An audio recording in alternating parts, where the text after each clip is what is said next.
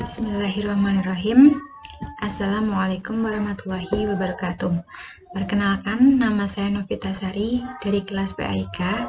Saya di sini akan mempresentasikan tentang fungsi hadis terhadap Al-Quran, di mana disusun untuk memenuhi tugas mata kuliah studi materi Quran hadis di MTS dan MA. Poin yang akan kita bahas hari ini ada 3. Yang pertama, pengertian Al-Quran dan hadis. Yang kedua, perbedaan Al-Quran dan hadis. Dan yang terakhir yaitu fungsi hadis terhadap Al-Quran. Yang pertama yaitu pengertian Al-Quran dan hadis. Al-Quran adalah firman Allah yang tiada tandingannya, diturunkan kepada Nabi Muhammad, penutup para nabi dan rasul, dengan perantaraan malaikat Jibril, dan ditulis pada mushaf-mushaf yang kemudian disampaikan kepada kita secara mutawatir, serta membaca dan mempelajarinya merupakan ibadah yang dimulai dengan surat Al-Fatihah dan ditutup dengan surat An-Nas. Sedangkan hadis adalah perkataan atau sabda, perbuatan, ketetapan, dan persetujuan Nabi Muhammad yang dijadikan landasan syariat Islam. Yang selanjutnya yaitu perbedaan Al-Quran dan hadis. Yang pertama, Al-Quran merupakan firman langsung dari Allah yang disampaikan kepada Nabi Muhammad melalui malaikat Jibril, sehingga Al-Quran sendiri juga memiliki bahasa dan makna yang langsung berasal dari Allah. Sedangkan hadis merupakan segala perilaku, pikiran, perbuatan, dan ucapan dari Nabi Muhammad, sehingga hadis memiliki bahasa dan makna yang berasal dari Nabi Muhammad. Yang kedua, Al-Quran merupakan salah satu mukjizat dari Allah yang diturunkan kepada Nabi Muhammad. Sedangkan hadis bukan merupakan salah satu mukjizat dari Allah, sekalipun hadis tersebut adalah hadis qudsi. Yang ketiga yaitu Al-Quran di dalam periwayatannya tidak dapat disampaikan dengan hanya menyampaikan maknanya saja. Sedangkan hadis di dalam periwayatannya hanya dapat disampaikan dengan maknanya saja. Yang keempat yaitu Al-Quran telah dijamin oleh Allah akan keutuhannya dan keasliannya sebagaimana firman Allah di dalam Al-Quran Al-Hijr ayat 9.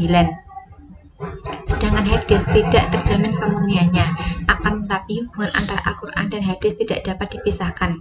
Apabila Al-Quran terpelihara, maka terpelihara pula hadis. Yang kelima yaitu membaca Al-Quran termasuk di dalam ibadah, sebagaimana di dalam hadis Rasulullah yang artinya, barang siapa yang membaca satu huruf dari Al-Quran, maka baginya satu kebaikan, dan satu kebaikan tersebut dilipat gandakan dengan 10 kali lipat.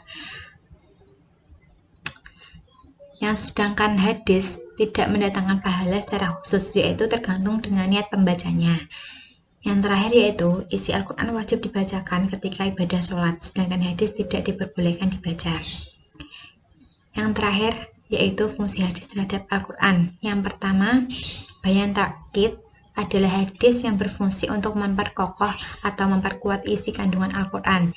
Yang kedua, bayan tafsir adalah hadis berfungsi untuk menerangkan ayat-ayat yang sangat umum, global, dan kesamaan makna dengan memberikan perincian penafsiran terhadap ayat-ayat Al-Quran yang masih global, memberikan batasan ayat-ayat Al-Quran yang masih belum dibatasi, dan memberikan kekhususan ayat-ayat yang masih umum. Macam-macam bayan tafsir yaitu bayan tafsir mujmal, bayan tafsir takyid, dan bayan tafsir tahsis, dan yang terakhir yaitu taudihul muskil. Yang selanjutnya bayan taksis adalah membatasi atau mengkhususkan kandungan ayat-ayat Al-Quran yang bersifat umum. Selanjutnya bayan takyid adalah membatasi ayat-ayat yang bersifat mutlak atau hakikat kata tanpa memandang jumlah maupun sifatnya, dengan sifat, keadaan, atau syarat tertentu. Bayan tasyri' adalah ajaran-ajaran yang tidak didapati dalam Al-Quran, maka dimunculkan hukumnya, baik yang tidak ada sama sekali atau yang ditemukan pokok-pokoknya saja. Yang terakhir yaitu bayan tabdil adalah menghapuskan ketentuan hukum yang ada di dalam Al-Quran. Mungkin itu yang dapat saya sampaikan, kurangnya dari saya sendiri dan lebihnya hanya milik Allah.